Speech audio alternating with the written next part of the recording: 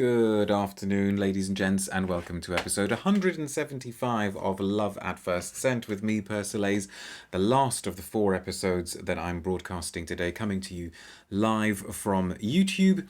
A few little bits and pieces of housekeeping to get out of the way while I just go on the tablet to make sure that everything is coming through.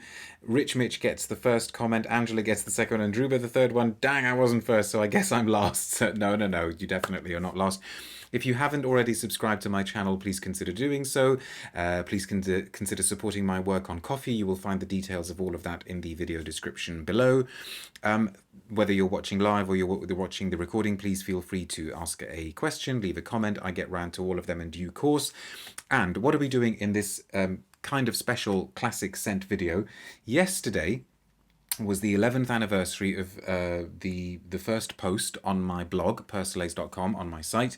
When I started it, I had absolutely no idea that I would still be writing it 11 years later, and I certainly didn't think that I would be doing a YouTube channel like this and doing live streams. I don't think anybody was doing YouTube live streams. Were they even a thing 11 years ago? I'm sure they've only been around for about 5 or 6 years, if that. So I had to mark the occasion in some way. I couldn't yesterday for various reasons, but I wanted to do it today.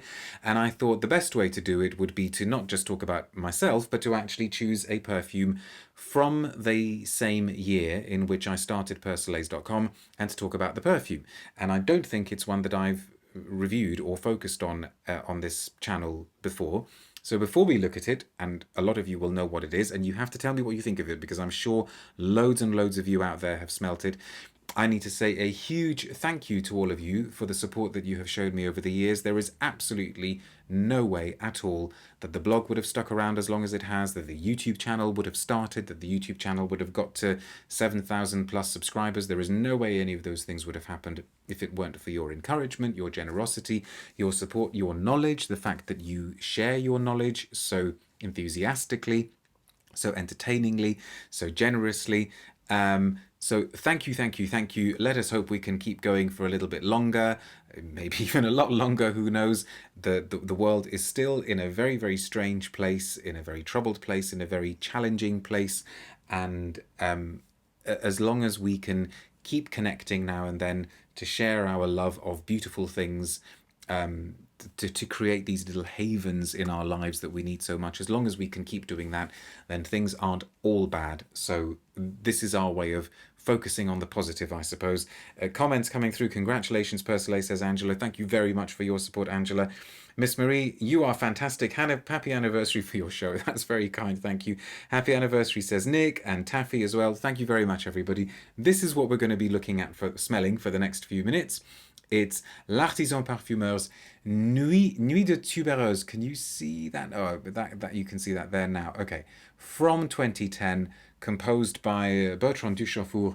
We went through a phase, didn't we, a few years ago, where Duchaufour seemed to be creating every single perfume being released. And now he's gone a little bit quiet again. I mean, maybe that was inevitable. But I'm trying to think of the last time I actually reviewed something brand new by him on the channel or on the blog. Probably there was one and I've completely forgotten. This is the predecessor to Bombay Bling, in my opinion, says Gavin. But, well, I think, I don't know if I agree with that one. Maybe. I mean, I think I know what you mean, but I'm not sure I necessarily agree, because Bombay Bling is a totally different vibe for me. Let's smell it. One I've never tried, says Angela. You have got a treat in store, especially if you love tuberose. If you don't love tuberose, then maybe not so much, but it's well worth trying. So, Tuberose Nights. I was hoping Oliver Creed would forget about the past and send you something special from their glorious past on this very special occasion, says Ashfaq. You keep hoping. You just keep hoping that. This is... haven't smelt this for a while. It was either this one or Traversée du Bosphore, which is also from 2010, that I thought I would look at. But I have talked about that one a lot, whereas I haven't talked about this one so much. Thank you very much, Ashfaq. You're very, very kind. So yes, this is a tuberose, but it's really quite unusual as far as a lot of tuberoses go, because I think Duchaufour was absolutely determined to do something different with this one. And he succeeded. This ended up being, quite understandably, on a lot of people's best of lists for 2010. It didn't make my list because I don't think I'd tried it until the year after, or maybe even 2 years after. And it's recognisably a tuberose. So it's got the white floral feel. It's got that slightly mentholated, camphorous aspect. But everything else that you would expect, so maybe the milkiness, the creaminess, the coconutty facets, they are in there, but they've just kind of been pushed to one side to make room for other things. It's quite green. It's got that honeyed, woody, honeyed floral feel that is a bit of a Duchaufour signature when he does certain sorts of florals. And I'm thinking of Penhaligon's Amaranthine, discontinued. I'm thinking of Penhaligon's Ostara, discontinued. This sort of Narcissus-like, slightly urinous, but mostly honeyed tobacco feel, which I guess also starts heading in the direction of Orange Blossom. Penhaligon's Orange Blossom, not discontinued, thank goodness. So it's those sorts of facets that you get here all the time, whilst getting a recognisable tuberose. There's almost a sort of marine-like facet to it. Breeze coming off the shore, carrying this tuberose wafting smell to you. Obvious point of comparison is with Frederic Malle's Carnal Flower. That one is a sort of more soliflor-like tuberose, even though it's, to call it soli anything, it feels like a bit of a sin because it's such a huge tuberose. This is also mango and spices, says Gavin. Yeah, that does tie in with Neela Vermeer's Bombay Bling. So I do know what you mean, but whereas Bombay Bling is more about the mango and the spices, here they're supporting players, and everything does feed into the tuberose. So maybe that's why you were saying that it's a kind of precursor or predecessor, because the stage is being set in this scent for what would then become Bombay Bling. So if that's what you meant, then I'd agree with you. Really fascinating piece of work, and it's not in this bottle anymore, of course, because all the L'Artisan bottles changed and became more opaque, and they went through a phase of decorating each one with a different design, which I thought was a really nice idea, but they don't do that anymore. What are people saying? I enjoy tuberose scents, says Angela, but I have to be in the mood for them. Fantastic tuberose, says Ashfaq. Recently bought Nuit de Bakelite from Naomi Goodsir. That's one of the best recent tuberoses as well. And Moonlit Reverie. I don't know that one. Who's that by? Woozy says, you could also have celebrated with a reflection of Jacques Polger's classic Bleu de Chanel EDT. That did come out in that same year, actually. And I remember trying Bleu de Chanel. I had just been on a holiday to India, and I was really, really looking forward to Bleu de Chanel, and you couldn't try it anywhere. And I think it came out a few days after Madame Persolaise and I had come back from India. So maybe tuberose was on my mind as well. And I walked into our local perfumery, department store perfumery, and tried Bleu, and never mind. If only I had tried Nuit de Tubereuse.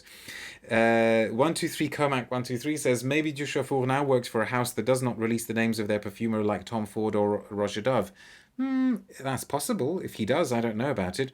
Druba says, shouldn't have been surprised by the note listing, but wow, a woody, spicy tuberose, it seems, will try to sample. You really need to, if you haven't tried this.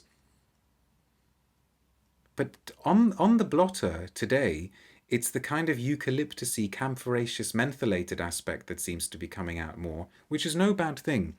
It feels like a tuberose that's like a freshly laundered piece of clothing that you've hung outside the first time in the year that you're able to hang your clothes outside, and this breeze is just wafting through it, and giving it a very, very natural, outdoorsy smell. I think the one thing that I question about the name, though, is do I think that it's nocturnal? But if it is nocturnal, then it's a night that is just warm enough for you to sleep outside, but also maybe has got just a little bit of a nip in the air to make you wonder whether you should wrap up a little bit more warmly or head back inside. But it's a very starlit night. Gavin says, to me, it's a very tropical night. No, absolutely. You're right there with those sort of tropical fruits at the beginning. Duchaufour has recently been working with Navitus Perfumes, says Woozy, I believe. Okay, I didn't know that. Is this marketed as a masculine, says EcoJo? All L'artisan Parfumeur scents are unisex, and quite rightly so. And this one, I think, is perfectly unisex. So, we end on a positive note. We end on tuberose nights, which is a way of me saying to you, once again, thank you very much for enabling this perfume work that I do, enabling the blog and the channel and all of the other writing to make it to 11 years. I would certainly be happy to be doing it for another 11. Let's see if the fates allow me to do so. But for now, be good. I will see you soon. Oh, advance warning. A week today at 4 p.m. UK time. There will be more info about this on YouTube and on social media. Wszystkiego najlepszego, says Szymon. Dziękuję bardzo. I will be doing a live interview with somebody that we've already interviewed. The first time somebody's coming back. It'll be Geza Schön returning to talk about 3 new releases in his Eccentric Molecules range. So see you soon for that one. Take care. Bye.